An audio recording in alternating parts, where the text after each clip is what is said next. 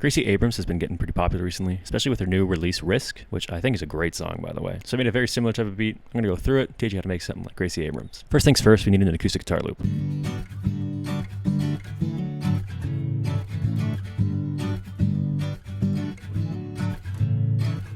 This was recorded on a PRS SE smaller bodied acoustic guitar. Has a nice warmth to it, not a ton of high end, so it was pretty perfect for this loop. I recorded it on an Apex 460 tube mic and a Lewitt 240. I blended those two together, panned it left, then I did the same thing, panned it right. Now, why blend the two mics together? It just adds some more warmth, some more body. It just fills out the recording a little more. So really there's 4 tracks in this stereo track. Before I printed the track, I threw on a Pro C2 just to catch the transients. As you can see, the waveform is pretty even here, not too many transients sticking out. After that, I added this dynamic EQ, cuts out a bit of the fundamental and a bit of the second and third harmonic, just, cuts out the boominess. I cut this out. You probably can't even hear that if you're not listening on headphones. Next up, we used 𝗕𝗘𝗖𝗢𝗠𝗕𝗥 for this electric guitar. Pretty much played the same part twice and then panned it left and right. I had a tiny bit of compression on it, and then when I printed it, I threw this EQ on, which has absolutely nothing on it. And if you're wondering what these compressors are on all these tracks here, it's just side chaining to the kick. We'll get into that in a bit. These two guitars play through the entire track.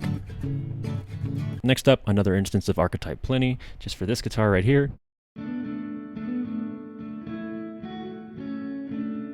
Pretty reverbed out. I made sure the wet on the reverb was more than the dry. I wanted it to sit behind everything in the mix. I also added this smart reverb. Sometimes I'll throw this reverb on if I kind of want like a creative idea for a reverb. You can press the record button, it'll measure the track, and it'll use AI to come up with a reverb for it. It's pretty cool sometimes. Next, I wanted the transition for when the chorus comes, so I decided on guitar. Again, 𝗕𝗘𝗖𝗢𝗠𝗕𝗥. Tiny bit of overdrive in it, and then the majority of the sound is coming from the Valhalla room, which is just, a room reverb pushing it farther in the back. Didn't really want it up close. Now, onto the kick. The kick is a sample from Make Pop Music's Sour Candy library. It is the sample library I use the absolute most in pretty much, I want to say like 85% of my stuff. They're just such nice samples. So we have this kick. So now back to that compressor I was talking about earlier. It's sidechained to the kick, so every guitar ducks when the kick is present. It makes the kick pop a lot more in the mix. On the drum bus, by the way, is just some compression and some EQ.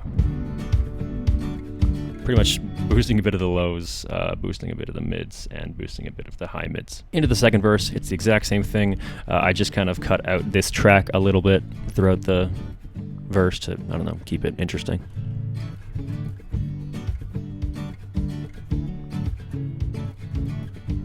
And then this chorus comes again, this time with a ride and a crash.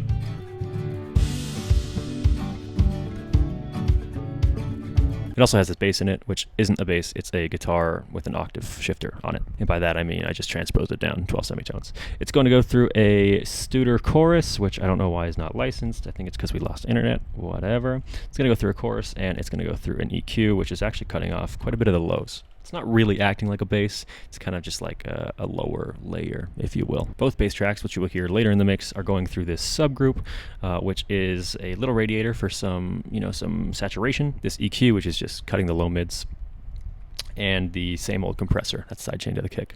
That's what's on the bass sub. Everything stays the same until the last chorus, which is the big chorus. It sounds like this.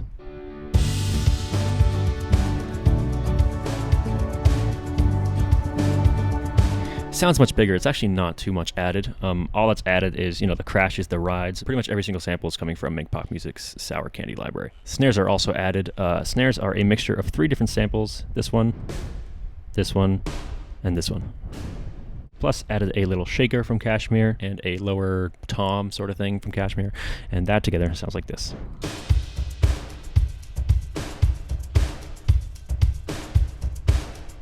Now back to the bass. That second layer of bass is being added. It is just this right here.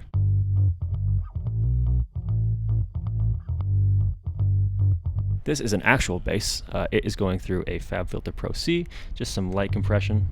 Actually, not very light, kind of a little heavy. It's also going through a Pro Q to cut those low mids, and it's going through an Ampeg SVT3 Pro emulation.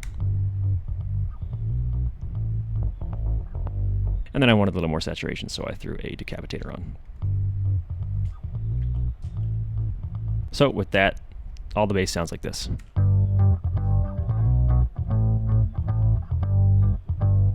And of course, being sidechained to the kick. Next, we had a bunch of synths. Pretty strange, like funny sounding synths. A lot of these are from FabFilter Twin 3, great synth. They're retro feeling. They sit in the background because they've got this little lexicon reverb on it. This is a digital reverb. Again, unfortunately you can't see my settings because I don't have any internet. But yeah, these are the synths.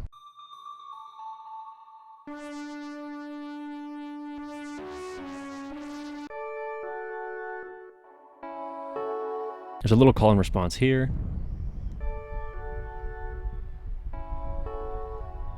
Very, very simple. They're just nice for the background to fill out the mix. And these just all have a mixture of saturation, reverb on them, especially this one right here. Has a T-Rax 5 saturator on it. It's boosted quite a bit. You know, there's quite a bit of saturation. Also going through some plate reverb and some chorus. Next, we had a bunch of pads.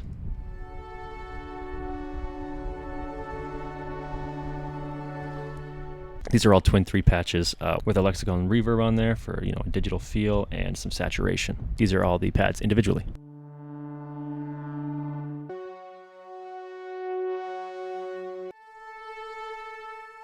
And they're all playing a major chord. Ba-da-da. Very lastly, we have piano.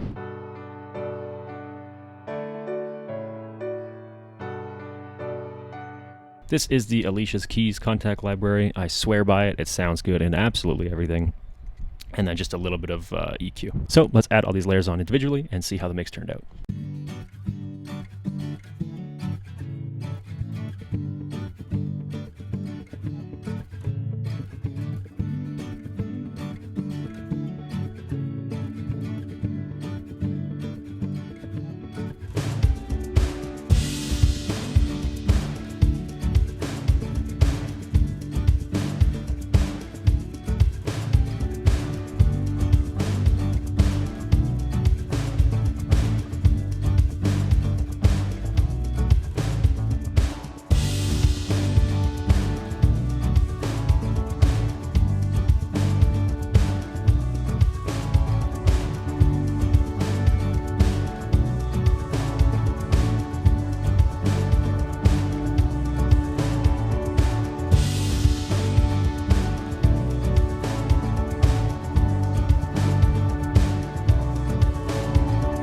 And that's the whole beat.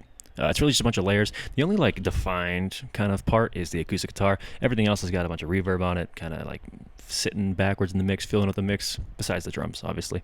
And 90% of everything is sidechained to the kick, because I want like a thumpy sort of whoop, whoop, whoop, you know, sort of thing. Doing that is very poppy. But yeah, hope you enjoyed. If you want to check out the full beat, it's linked in the description. You can check it out. You can buy it if you want, if you got some lyrics you want to write over it. But yeah, thanks for watching. Bye.